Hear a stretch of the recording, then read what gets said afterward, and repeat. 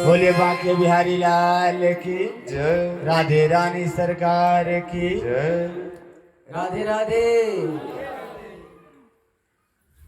परीक्षित ने कहा, बाबा भगवान को सब लोग समदर्शी कहते हैं। हाँ परीक्षित, भगवान समदर्शी हैं।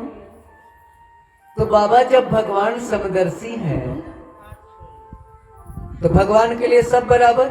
हाँ हाँ, तो फिर राक्षसों को क्यों मारते हैं, देवता की रक्षा क्यों करते हैं? जब भगवान के लिए सब बराबर है तो राक्षसों का वध भगवान क्यों करते हैं? सुखदेव बाबा बोले, परीक्षित भगवान के द्वारा जो जो लोग मरे वो नरक में कहां गए? भगवान जिन जिन लोगों को मारा वो तो भगवान के धाम गए। तो बोलो कि भगवान ने उनके लिए अच्छा किया कि बुरा किया? ना बाबा, अच्छा तो किया, लेकिन सामने तो दिखाई पड़ते हैं कि भगवान राक्षस के विरोधी है। सुखदेव बाबा बोले, ना परीक्षित, राक्षस कुल में भी भगवान के परम भक्त हुए हैं। अच्छा, तो बाबा बताओ कि राक्षस कुल में भगवान के परम भक्त हुए, उनका नाम क्या है? तो सुखदेव बाबा ने कहा, परीक्षित प्रहलाद जी का नाम सुने हो? प्रहलाद जी राक्षस कुल के ही तो हैं, भगवान के परम भक्त हैं। तो बाबा प्रहलाद की कथा सुना।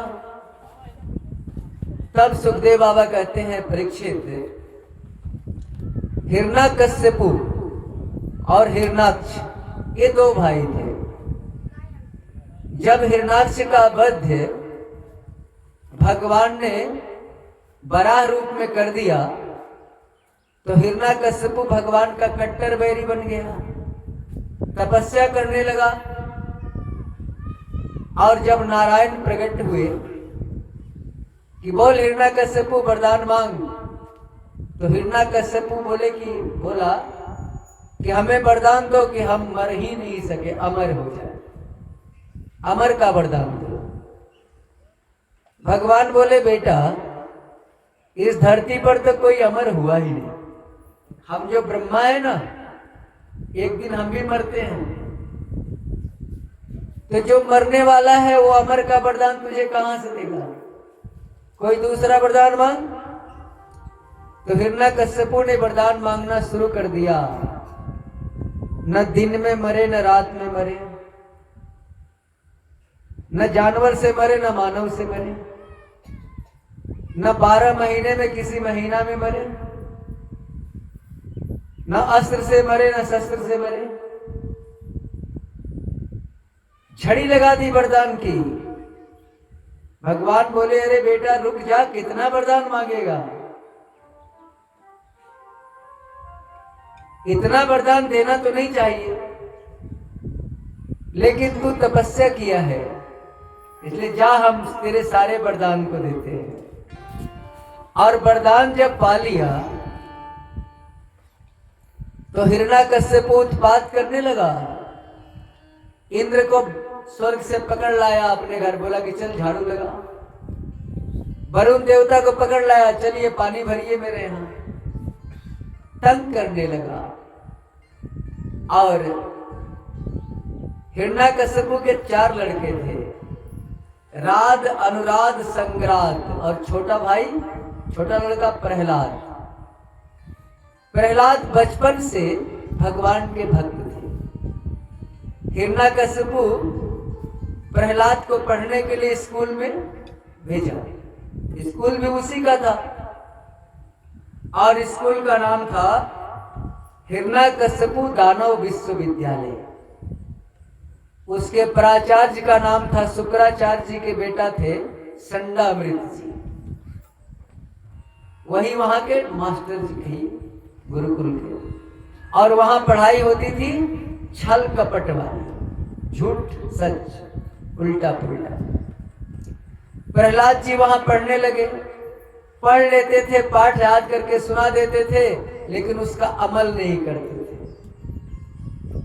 और जब फुर्सत मिल जाती तो अपने साथियों से कहते हैं भगवान का भजन करो, उसी से कल्याण होगा, छल कपट से बर्बाद हो जाओगे। एक दिन हिरण्यकश्यपु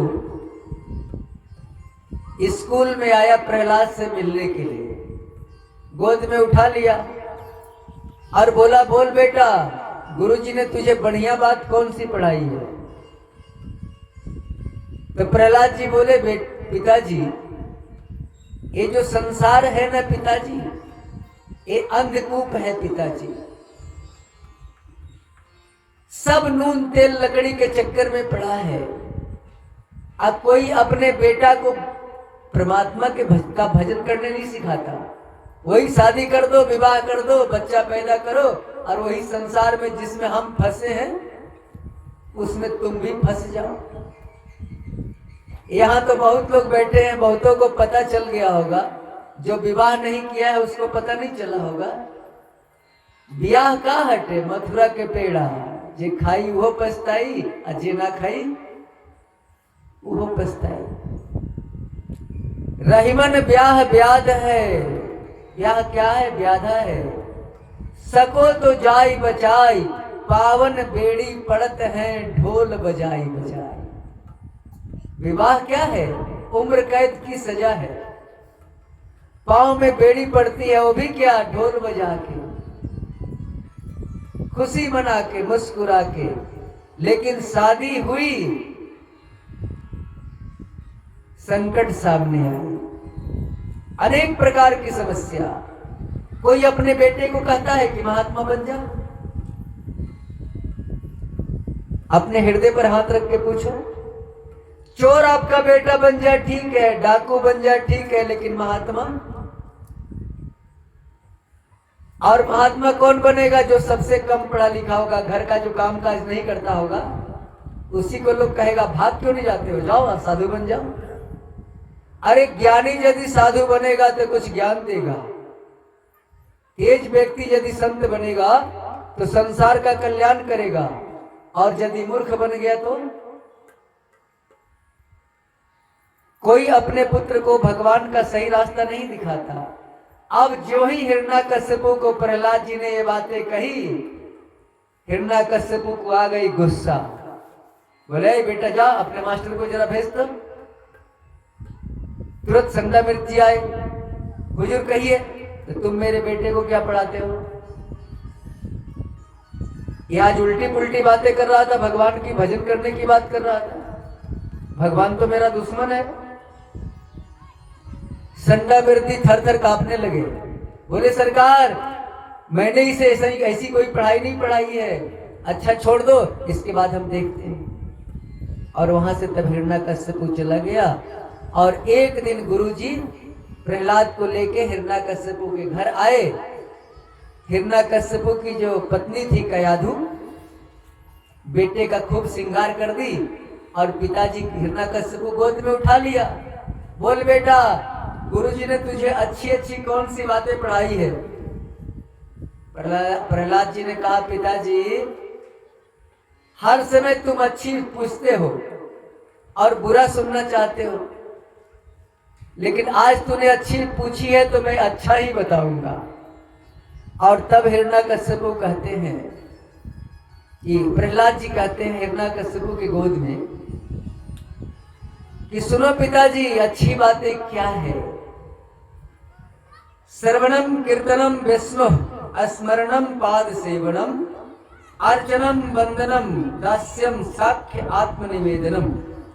भगवान के लीला का गुणगान करो, नाम आदि का श्रवण करो, संकीर्तन करो, नाम रूप का स्मरण करो, चरण सेवा करो, पूजा अर्चन करो, वंदन करो, दास्य सेवा करो, दास्य भाव से, साख्य भाव से भगवान का दास बन जाओ, भगवान का मित्र बन जाओ, और आत्मनिवेदन, भगवान को अपने आप को समर्पित कर दो। ये नवधा भक्ति है, भागवत की नवधा भक्ति। अब तो हिरण्यकश्यपु आंख लाल लाल लाल आंखें हो गई, प्रहलाद को नीचे पटक दिया और प्रहलाद को मारने के बारे में सोचने लगा कि यदि इसे हम नहीं मारते हैं, ये तो सारे लड़कों को भड़का देगा, भगवान के प्रति सबको झुका देगा। समुद्र में फेंका, पहाड़ से पटकने के लिए पहाड़ की चोटी पर उसके दूत लेके चले गए। राधा रानी उस समय गोलोक धाम में थी, दौड़ी दौड़ी कृष्ण के पास आई। अरे कुछ देख रहे हो धरती पर? भगवान बोले, राधा क्या दिखाना चाह रही हो? अरे तुम्हारा भक्त अभी मरने वाला है। हिरण्यकश्यपु के सैनिक पहाड़ की चोटी पर लेके चढ़ गए हैं, वहां से पटकेंगे, वो मर जाएगा, बचा लो। यदि तेरा भक्त मर जाएगा तो तेरा नाम कौन लेगा धरती पर? तू गोलोक धाम में बैठ के बंसी बजा रहा है और तेरा भक्त वहां मरने वाला है। भगवान बोले, राधा, मेरे भक्त का नाश नहीं होता, प्रहलाद का बाल बाका नहीं होगा। राधा बोली कि तुम प्रवचन देते रहो यहां बैठ के, तब तक तेरा भक्त प्रहलाद मर जाएगा। भगवान बोले, राधे, तुम मां हो, तुम्हारे अंदर ममता है, प्रेम है। ऐसी बात नहीं कि मैं पिता हूं तो कठोर हूं, मेरे अंदर भी ममता है। प्रहलाद को विश्वास है कि मेरा भगवान हमें मरने नहीं देगा, और वही विश्वास प्रहलाद को बचा लेगा। मैं तो यहां तक आप लोगों को से कहता हूं, पुजारी नहीं भी बनोगे तो काम चल जाएगा, भगवान का विश्वासी बन जाओ। भगवान पर विश्वास करना सीख लो, कल्याण हो जाएगा। यदि भगवान की पूजा कर रहे हो और भगवान पर भरोसा नहीं, तो नैया मझधार में डूब जाएगी। प्रहलाद को विश्वास था, हमारा भगवान हमें मरने नहीं देगा। जो ही हिरण्यकश्यपु के सैनिक प्रहलाद को पहाड़ की चोटी से पटके, पलक झपकते देर नहीं लगी, भगवान नीचे हाथ फैलाकर खड़े थे, प्रहलाद को बचा लिया। अब प्रहलाद को जलाने का प्रयास किया हिरण्यकश्यपु, जिसे होलिका दहन हम लोग कहते हैं। होलिका प्रहलाद की बहन थी, तपस्या में खुश होकर भगवान ने एक चादर दी थी कि इस चादर को जो ओढ़ करके रखेगा उसे आग नहीं जला पाएगी, लेकिन ओढ़ करके परोपकार किया जाए, इसका गलत इस्तेमाल यदि किया जाएगा, भगवान की शक्ति का गलत इस्तेमाल करोगे तो शक्ति तेरा विनाश कर देगी। जिन जिन लोगों ने भगवान के शक्ति का गलत इस्तेमाल किया, सबका पतन हो गया। तो होलिका को हिरण्यकश्यपु ने बुलाया, होलिका के गोद में प्रहलाद को बिठाया। अब भगवान के सारे भक्त उदास हो गए कि आज तो प्रहलाद जल जाएगा। जब आग लगी तो आंधी आई, होलिका के शरीर से चादर हट गया, प्रहलाद को लिपट लिया, होलिका जल गई और प्रहलाद बच गया।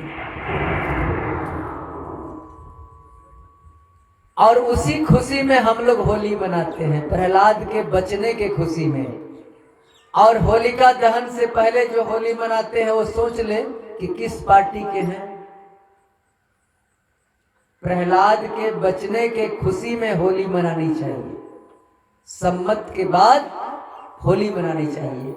सम्मत से पहले हिरण्यकश्यपु के लोग होली मना रहे थे कि आज हमारा दुश्मन जलने वाला है, इसलिए होली मनाई जाए। सम्मत जलने के बाद होली मनाई जाए, पूरा पकवान खाया जाए। इससे पहले तो अभी तो हमारे भक्त पर कष्ट है, वो जलने वाला है, तो हम सुख खुशी कैसे मनाएंगे, विचार करो।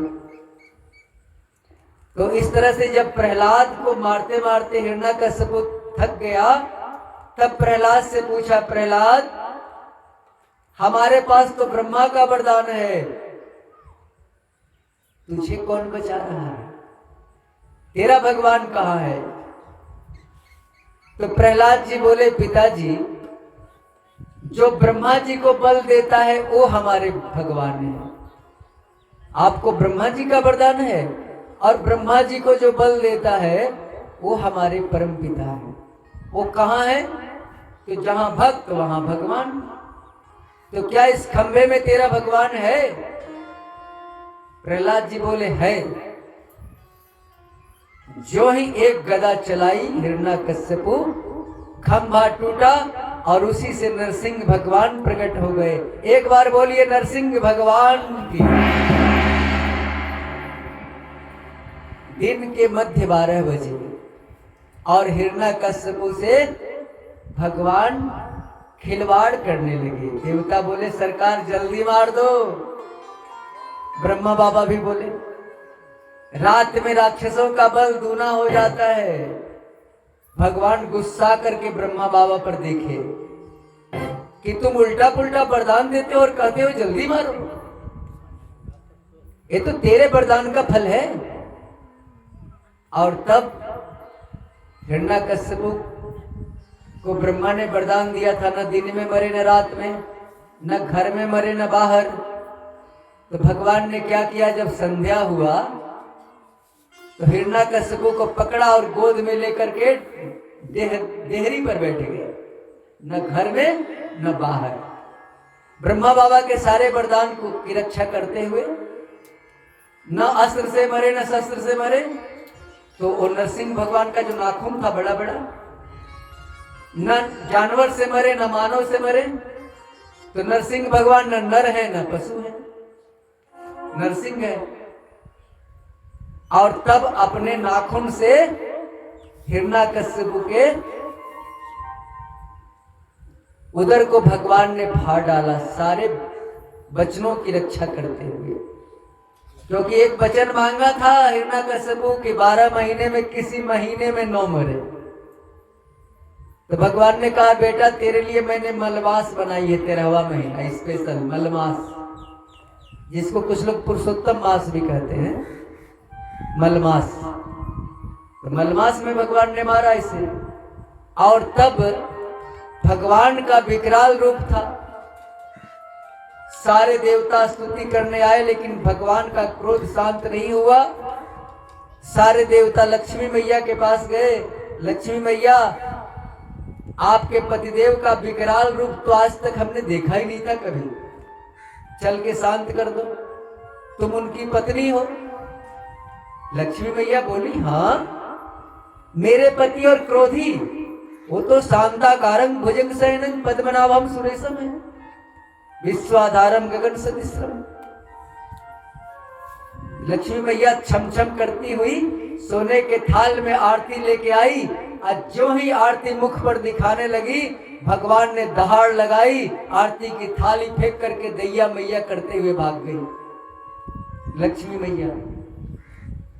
अब तो सारे देवता प्रहलाद के पास गए। प्रहलाद बगल में खड़े थे, बोले, भैया प्रहलाद तेरे चलते भगवान आए हैं, अब इनको तू ही शांत कर, इनका क्रोध तो शांति नहीं हो रहा। प्रहलाद धीरे धीरे भगवान के पास गए और भगवान के चेहरा को प्रहलाद जी ने देखा ही नहीं, चरण को देखते रहे और भगवान की स्तुति करते रहे। भगवान ने क्या किया, प्रहलाद जी को अपनी गोद में उठा लिया, हिरण्यकश्यपु को नीचे पटक दिए थे मारने के बाद, और गोद में उठा करके जैसे गाय बछड़ा को चाटती है, लपलपाते जीभ से चाटने लगे। हाथ से प्रहलाद के शरीर को सहलाने लगे और बोले, बेटा प्रहलाद मेरे आने में देर हो गई और तुझे हिरण्यकश्यपु ने बड़ा कष्ट दिया है ना, इस गलती के लिए बेटा मुझे माफ कर देना। भगवान भक्त से माफी मांग रहा है। इस तरह से भगवान का मैंने प्रहलाद हिरण्यकश्यप के वध की कथा कही, प्रहलाद का भगवान ने किस तरह से रक्षा किया। अब हम लोग 2 मिनट हरिनाम का संकीर्तन कर लें, फिर कथा में हम लोग आगे चलते हैं। हरिओम। बोलिए।